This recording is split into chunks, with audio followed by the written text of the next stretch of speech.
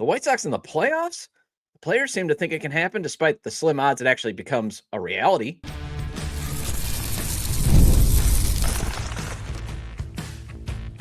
You are Locked On White Sox, your daily Chicago White Sox podcast. Part of the Locked On Podcast Network, your team every day.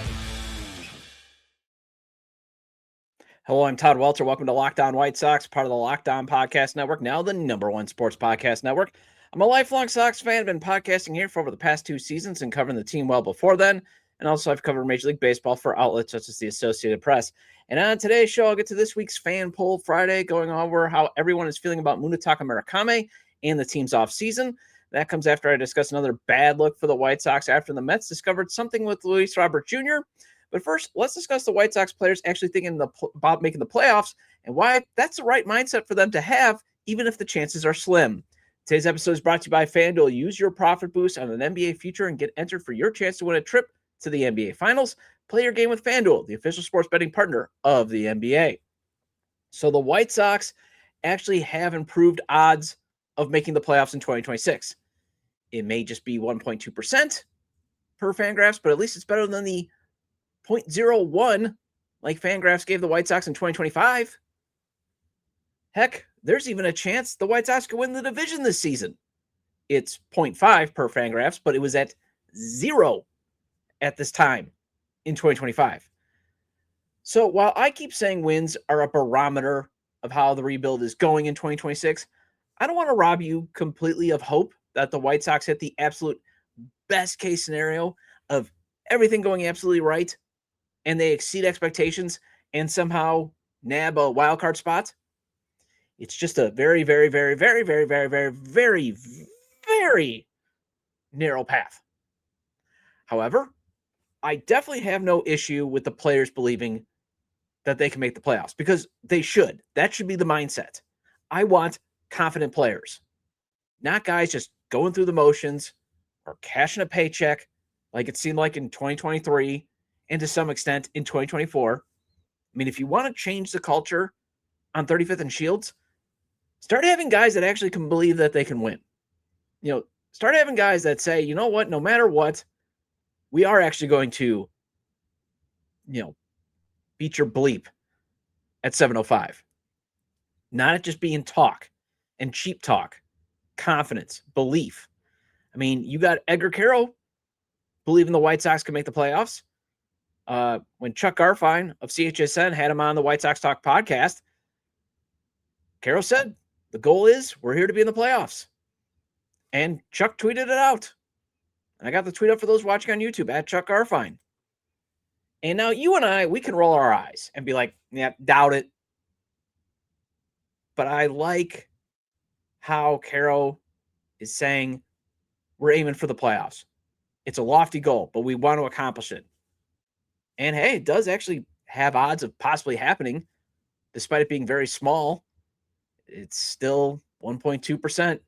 So you're saying there's a chance, but it's better than the 1 in a million, And, basically, there is a multiverse where it could happen. Now, if he had said World Series, that's a whole different type of confidence. That almost might be insanity because that has a 0% chance of happening, according to Fangraphs. And, yeah, I don't think the White Sox could take on the Dodgers or some of the other best in the National League in a 7-game series if they somehow made it to October. I don't see them even getting past a 3-game series if they somehow had the best outcome to get to the playoffs. But they should have the goal of we're going to win more games. And not only are we going to win more games, but it's going to be enough to get a wild card spot. If you want this team to win more in 2026, it starts with having the right mindset. And that mindset of, hey, we can win. We can win more. Now, you got to obviously execute the next steps, which is execution, actually playing better baseball. And we obviously got an idea of maybe how the White Sox can win more games from the failures of 2025. Hit better with runners in scoring position. And also just hit better throughout the entire season. How about don't get eaten alive by velocity? And if you are going to hit better, again, entirety, 162 games, not just after the All-Star break. Pitch better in high leverage situations. Feel the ball better. The players having confidence that they can do that is a major boost, but they actually have to execute. But you obviously don't want some of what we saw in 2024. Guys just going through the motions. Because that was one of the nice things about 2025. Once everybody started to get called up, those young players, they were playing hard. They were in a lot of one-run games. They were just losing them because they're overmatched. In 2024, I mean, you had Paul DeYoung hitting solo home runs just because he wanted out. And he did hit a lot of solo home runs. Andrew Vaughn, not trying to do things different to get out of his funks because he knew there was no accountability and the team wasn't winning. Then he finally had some accountability, and guess what? He's gone. Now, he's obviously a folk here in Milwaukee, but he was an example of just guys just going through it, knowing it's over. And what you definitely want to avoid is guys leaving the ballpark feeling like, what just happened? I mean, Garrett Crochet literally said that when he returned to right field with the Red Sox. He would say, we'd go home after the game and be like, how do we just lose those things? You don't want guys getting in their car and being like, we keep finding ways to lose. You want them to get in their car and be like, if they do lose, hey, we're going to get them tomorrow. Or they're getting in their car, they're going home, and they're like, yes, we won. Or they're getting on the team bus to go back to the team hotel on the road. Hey, we got a big win on the road. You want to have these guys have the mindset that they're going to find a way to win. And if that means saying we can get a wild card spot despite a 1.2% preseason odds of that happening, that's the mindset they need to have. If they got to have a cardboard cutout of Jerry Reinsdorf saying you stink and Will Venable tearing away a section like the movie Major League, do it. Although I would hate to have that vision of Jerry Reinsdorf and his boxers once they get to all the openings there. I just don't want that visual. But I want these guys to start thinking things are different. The past is in the past. It's time to move forward. And one way to put the past in the rear view is get off to a better start than this team has in the past 3 seasons, but then also continue to play better baseball from May to September. Now, as a fan, I suggest that you don't set making the playoffs as an expectation. The players can want to aim for that.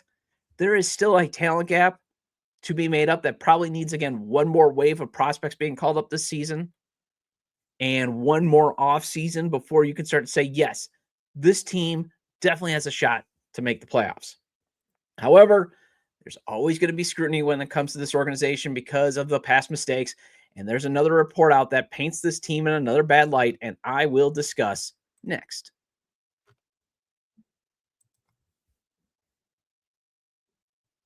Ever wanted to experience the NBA Finals live and in person? FanDuel is giving you the chance to turn that dream into a reality with their NBA sweepstakes. Here's how it works. Use your profit boost on any NBA future, and you'll automatically be entered for a shot to win an NBA Finals trip for 2. That's right. Flights, tickets, the whole experience. FanDuel's traditional money lines, the over-unders, and the spreads are always fun to play. But if you want to win some serious money, go with the props, parlays, and especially the futures. And if you're already looking at that board and thinking about which team can make a deep run, this is the perfect time to lock it in. And now, not only can you pick cash, but it can also send you to the finals. Denver, San Antonio, Boston, or Detroit winning the whole thing all have lines where you can win a nice chunk of change if one of those teams win the NBA Finals. You got a chance to triple your money if New York wins the Eastern Conference. Visit FanDuel.com to get started. Use your profit boost on an NBA future and get entered for your chance to win a trip to the NBA Finals. Play your game with FanDuel, the official sports betting partner of the NBA.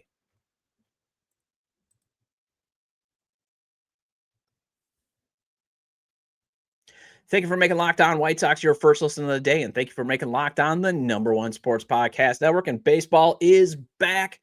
First spring training game today, probably going on as you're listening to this. If you start listening to it in the afternoon, and you can lock in by joining the Everydayer Club, which gets you an ad-free episodes and access to our group chat on Discord. For the next week or so, you can use code SPRING for a free month. Go to LockedOnWhiteSox.supercast.com or tap the link in the show notes to learn more. And again, I did set up a thread to go in there and talk about how the games are going, free of the Twitter trolls. I mean, obviously, if you need to vent, that's a good use of it. You can vent.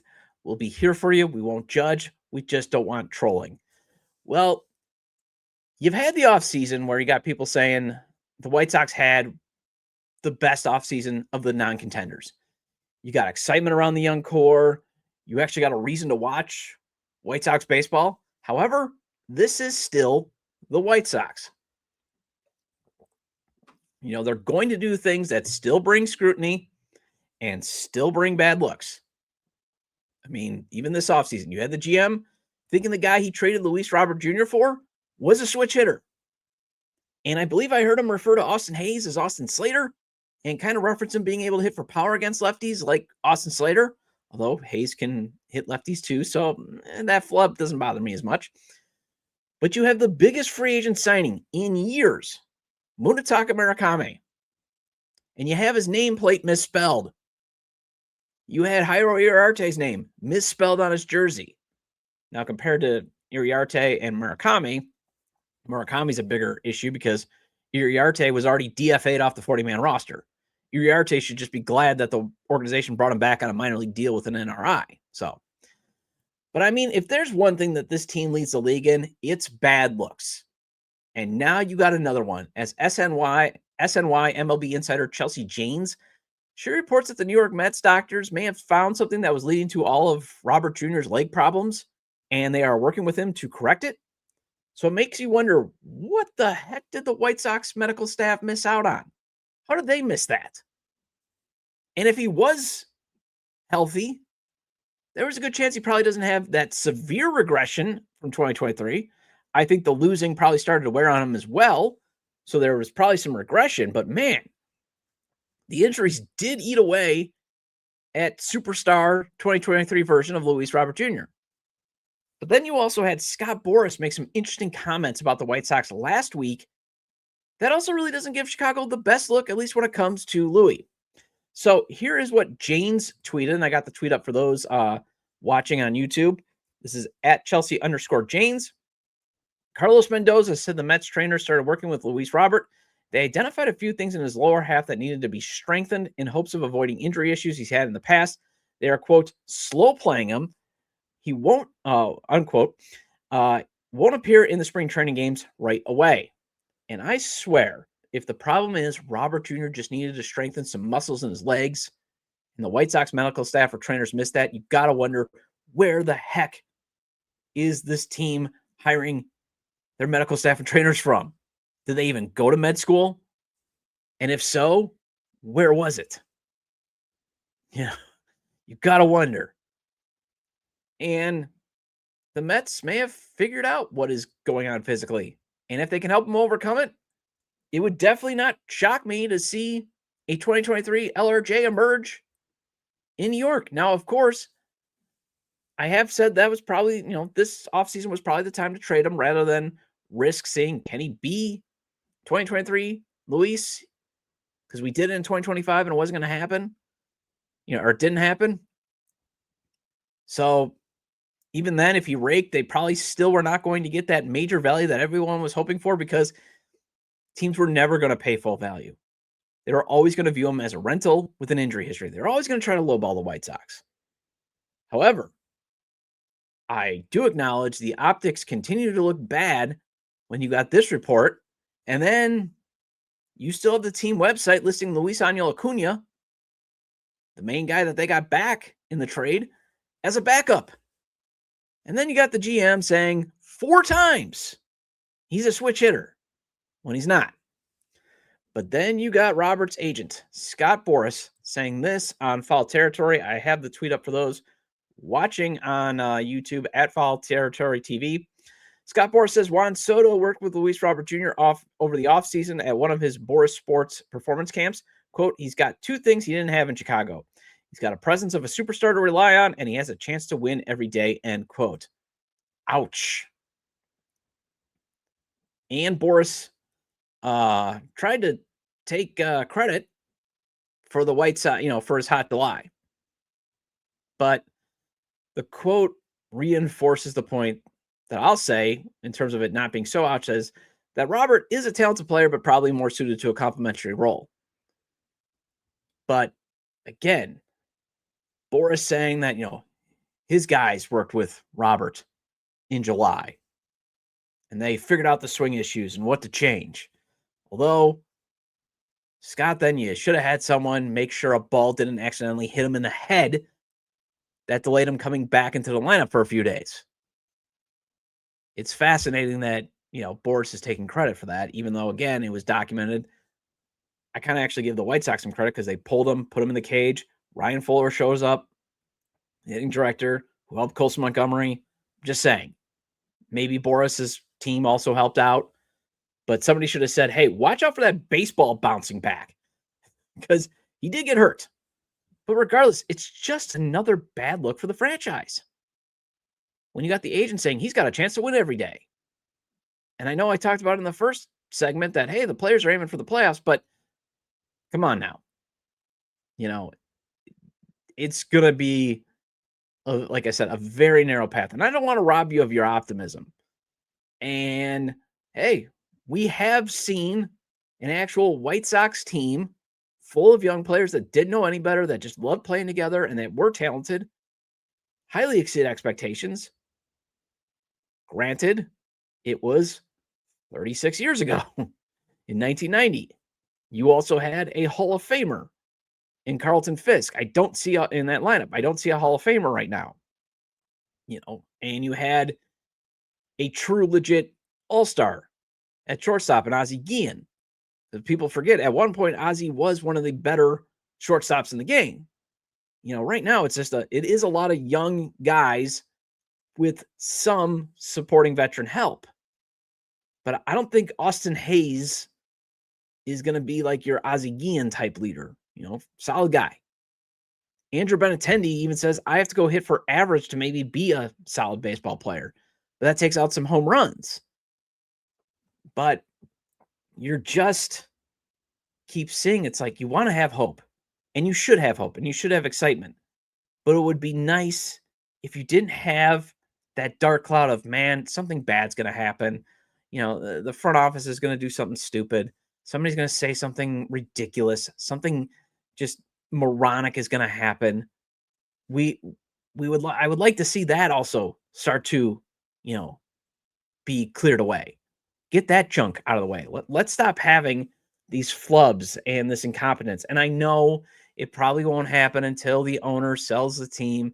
And we're going to have to wait until 2029. I know you're going to throw that into the comments. You don't need to unless you just really need to vent. Feel free to do that. I fully get it. Well, it's Friday, and I go over the polls I run during the week on the YouTube channel.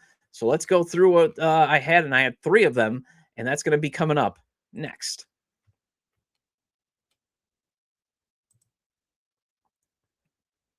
Workplace chaos, deadline stacking up, inbox overflowing, and the one position you still have to fill is sitting open still.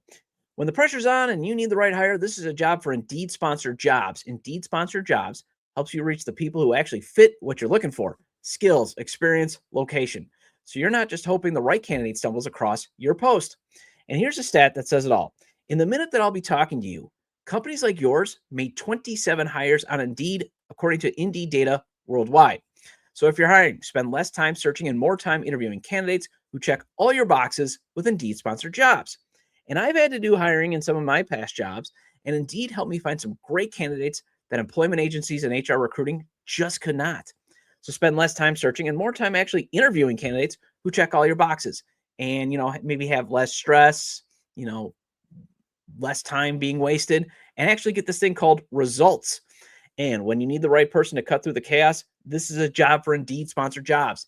And listeners of this show will get a $75 sponsored job credit to help get your job the premium status it deserves at Indeed.com/podcast. So just go to Indeed.com/podcast right now and support our show by saying you heard about Indeed on this podcast.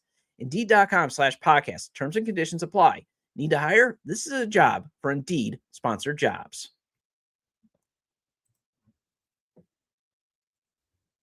Welcome back to Locked On White Sox, part of the Locked On Podcast Network, your team every day, and now the number one sports podcast network.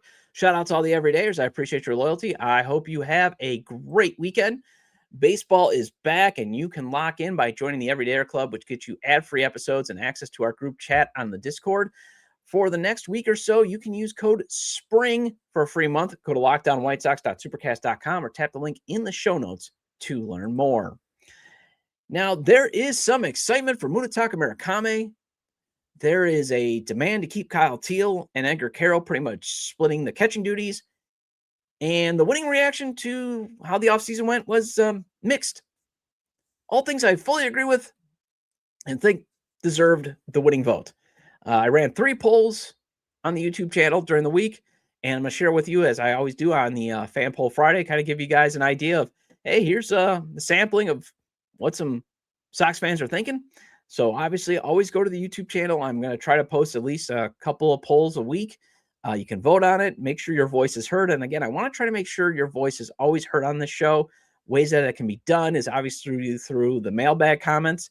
I try to do that every Tuesday. Sometimes I'll have to push it off if I have a guest. So I'll try to do it on the extra episode as we're trying to do some cool, neat, extra stuff to just give you more White Sox content.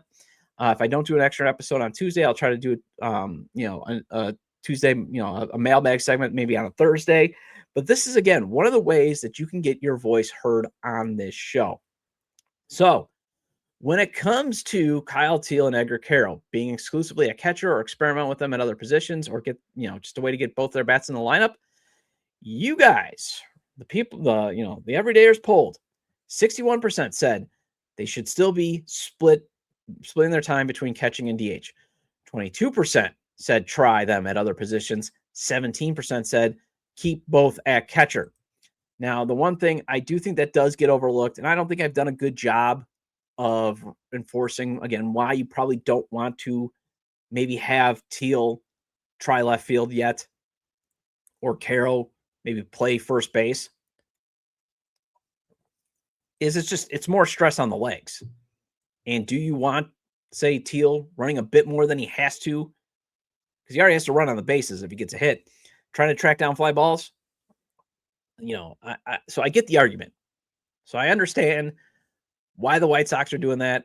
I just prefer Will Venable's explanation, like I talked about during the week, that it makes more sense. If they think Teel is the better defensive catcher, he should probably be the one that catches 4 to 5 days a week.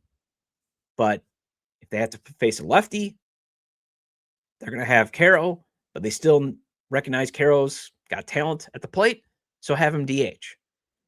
So I get that. Now, if Corey Lee has to make the roster to have both Teel and Quero DH when the other is catching that day, then I want actually Lee, though, learning how to catch fly balls in left, because I don't want him barely catching. There's not going to be much wear and tear on his knees because I don't see him getting a lot of starts if they're carrying a third catcher. So I do want him trying out at left field, because otherwise he's barely going to be catching, and he's going to be used as a pinch runner, because he can run the bases pretty well, and an occasional pitch hitter, just so the manager can have a security blanket. That would actually be a waste of a bench spot to me. All right, so when it comes to Munetaka Murakami excitement, 64% of you voted that you are very excited. 31% cautiously optimistic, 6% not sold yet. Now, for the cautiously optimistic, I do have to remind myself that even though I'm in the 64%, there is a chance that he is the Japanese Joey Gallo. That's kind of what a lot of I've seen with his floor. I mean, actually, technically, his floor could be Rowdy Tellez. Oh boy. Guy who can, yes, hit some home runs every now and again, but then basically does nothing. But there's talk that he could be Joey Gallo as well. And I'm not talking about, though, Joey Gallo. If it is Joey Gallo, I would prefer at least to be the all-star years of Gallo. Remember, Joey did have some all-star years, and it's Gallo, not Callow. That type of thing for those that love my cousin Vinny. But Gallo had some all-star seasons before he turned back into a pumpkin and then just completely abandoned playing the outfield, and now he's going to try to latch on as a pitcher. But just be prepared for everybody. Just be prepared for the 3 true outcomes: strikeout, walk, home run. But I do wonder if there's something that the team can do with his swing when he has 2 strikes. Sort of like what Juan Soto does when he has 2 strikes. He does shorten up his swing to still try to make some contact. He does kind of fight for first base, but there is something in his swing that still allows him to hit doubles and home runs if he gets a piece on it. He still finds a way to have basically a power secondary swing. And I always believe players should have 2 swings. 1 for when they have no strikes, 1 strike. But once you get to 2 strikes, then you should have your secondary swing. Then you should always be fighting for first base. That's one way to avoid all these strikeouts, in my opinion. Because I do agree. While maybe if you just looked at it in a vacuum, you could say an out is an out, but a strikeout is probably the worst out because the ball doesn't go in play. The only bad out with the ball in play is the hard liner with a guy at first and he's running, or on a contact play, and you just smoke a liner right there, then yeah, that's 2 outs. I get that might be the worst out, but again, the potential of that happening doesn't present itself as much as a strikeout presents itself. All right, and then the final poll that I ran talking about how would you rate the offseason. And first off, for those watching on YouTube, I've got the graphic up. Why does Eric Fetty look like the guitarist from Dr. Teeth and the Electric Mayhem in the Muppets? He looks exactly like the guitarist. If he had a green mustache, he would be the dude. Anyways, 62% rated it as mixed. 22 went with huge. 12% went neutral, and 4% was disappointed. Now, I'm with the voters here on mixed. I'm not shocked to see huge coming in second, as I think that kind of represents the spectrum of fans that are usually on the ultra positive, the ultra encouraged. They just want to have hope. And then the ultra negative, I'm a little surprised that's a little lower, but I'm sure, again, it's because that is probably the camp that is always going to be upset with Jerry Reinsdorf, that he's never opening his wallet up enough. They're never going to be satisfied. I mean, they were aiming for that kind of voter was probably aiming for, Kyle Schwarber, which again, I would have loved, but I knew it wasn't going to happen. Or Pete Alonso, knew it wasn't going to happen. Those types of things. They're aiming for the moon because they're just never happy with Jerry Reinsdorf. And I get it. I fully get it. But outside of I think Josh Naylor, and yeah, Kyle Schwarber, I think is going to age okay. And maybe Pete Alonso, there wasn't a bunch of moves for them to make where you guys say, yeah, let's make these big money moves to accelerate the timeline, because some of these guys are really close that were free agents, are really close to their regression years. Pete Alonso's could easily regress this year. I just think he's always consistently hit home runs, and he has the approach to hit the ball hard. Same with Schwarber. Schwarber's got a good plate approach. I mean, the guy once hit under 200, but still socked 40, 50 home runs for the Phillies. I mean, he's provided the 3 true outcomes, but he does provide a lot of the home run outcome, a lot, and he'll walk, at least to sometimes make up for that terrible average. But it's just, and Naylor was young, but otherwise, Framber Valdez, I mean, there's always the talk of, is he going to, he's starting to reach that age where maybe he, tails off. There was just that, would it be worth signing to potentially accelerate the rebuild when those contracts could turn into albatrosses? I see it both ways. I'll put it at that.